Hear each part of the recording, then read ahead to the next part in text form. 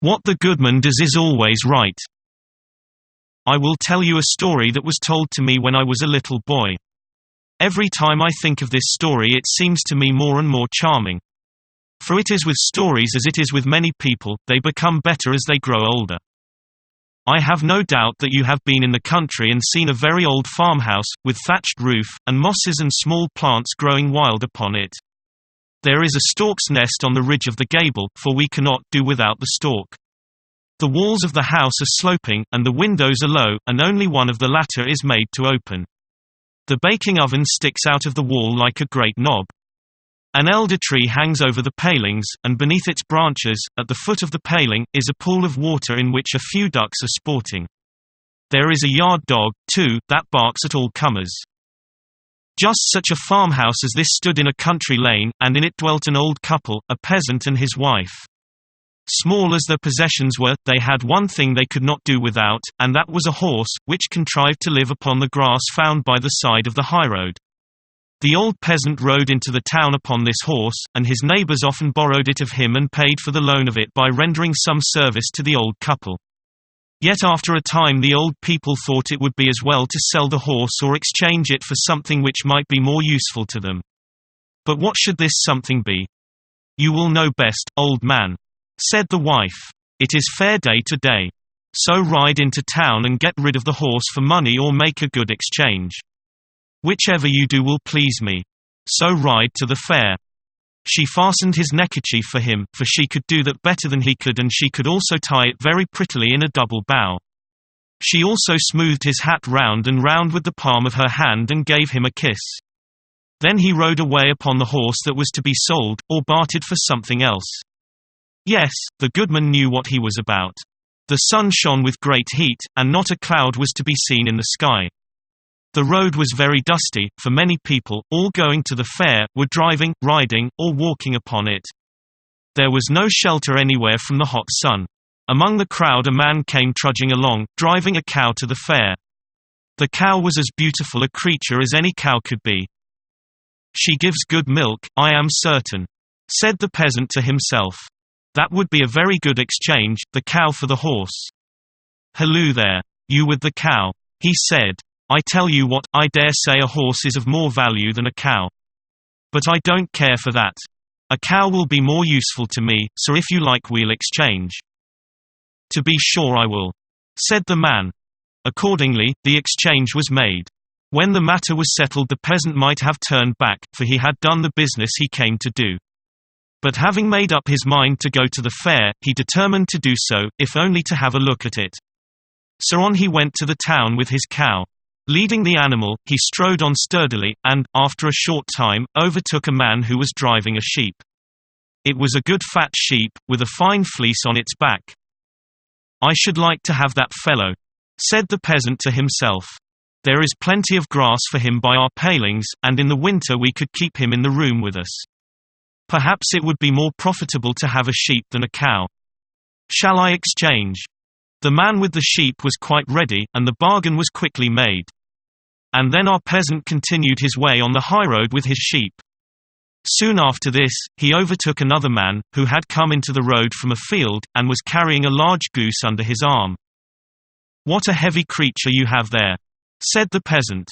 It has plenty of feathers and plenty of fat, and would look well tied to a string, or paddling in the water at our place. That would be very useful to my old woman. She could make all sorts of profit out of it. How often she has said, if we only had a goose. Now here is an opportunity, and, if possible, I will get it for her. Shall we exchange? I will give you my sheep for your goose, and thanks into the bargain. The other had not the least objection, and accordingly the exchange was made, and our peasant became possessor of the goose. By this time he had arrived very near the town. The crowd on the highroad had been gradually increasing, and there was quite a rush of men and cattle. The cattle walked on the path and by the palings.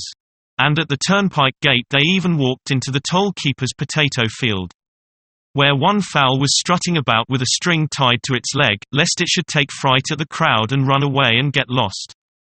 The tail feathers of this fowl were very short, and it winked with both its eyes, and looked very cunning as it said, "Cluck, cluck." What were the thoughts of the fowl as it said this I cannot tell you, but as soon as our good man saw it, he thought, "Why, that's the finest fowl I ever saw in my life. It's finer than our parson's brood hen, upon my word. I should like to have that fowl. Fowls can always pick up a few grains that lie about, and almost keep themselves. I think it would be a good exchange if I could get it for my goose. Shall we exchange?" he asked the toll-keeper. "Exchange?" repeated the man. "Well, it would not be a bad thing." So they made an exchange. The toll-keeper at the turnpike gate kept the goose, and the peasant carried off the fowl. Now he really had done a great deal of business on his way to the fair, and he was hot and tired. He wanted something to eat, and a glass of ale to refresh himself. So he turned his steps to an inn. He was just about to enter, when the ostler came out, and they met at the door. The ostler was carrying a sack. "What have you in that sack?" asked the peasant. "Rotten apples," answered the ostler. "A whole sackful of them. They will do to feed the pigs with." "Why, that will be terrible waste," the peasant replied. "I should like to take them home to my old woman. Last year the old apple tree by the grass plot bore only one apple, and we kept it in the cupboard till it was quite withered and rotten. It was property, my old woman said. Here she would see a great deal of property, a whole sackful. I should like to show them to her." "What will you give me for the sackful?" asked the ostler. "What will I give? Well, I will give you my fowl in exchange." So he gave up the fowl and received the apples, which he carried into the inn parlor. He leaned the sack carefully against the stove, and then went to the table. But the stove was hot, and he had not thought of that. Many guests were present, horse dealers, cattle drovers, and 2 Englishmen.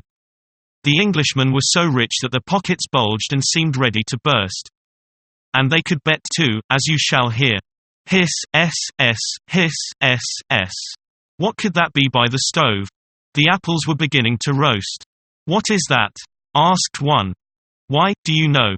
said our peasant, and then he told them the whole story of the horse, which he had exchanged for a cow, and all the rest of it, down to the apples. "Well, your old woman will give it to you when you get home," said one of the Englishmen. "Won't there be a noise?" "What? Give me what?" said the peasant. "Why, she will kiss me, and say, 'What the Goodman does is always right.'" "Let us lay a wager on it," said the Englishman. "We'll wager you a ton of coined gold, £100 to the hundredweight." "No, a bushel will be enough," replied the peasant. "I can only set a bushel of apples against it, and I'll throw myself and my old woman into the bargain. That will pile up the measure, I fancy." "Done. Taken." And so the bet was made. Then the landlord's coach came to the door, and the 2 Englishmen and the peasant got in, and away they drove. Soon they had stopped at the peasant's hut. "Good evening, old woman." "Good evening, old man. I've made the exchange."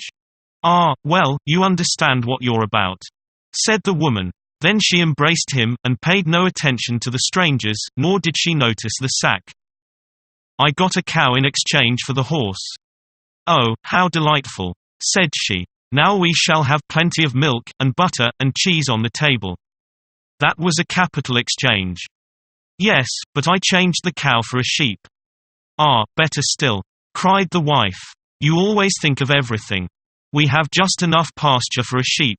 Use milk and cheese, woolen jackets and stockings. The cow could not give all these, and her hairs only fall off. How you think of everything. But I changed away the sheep for a goose. Then we shall have roast goose to eat this year. You dear old man, you are always thinking of something to please me. This is delightful. We can let the goose walk about with a string tied to her leg, so that she will get fatter still before we roast her." "But I gave away the goose for a fowl." "A fowl? Well, that was a good exchange," replied the woman. "The fowl will lay eggs and hatch them, and we shall have chickens.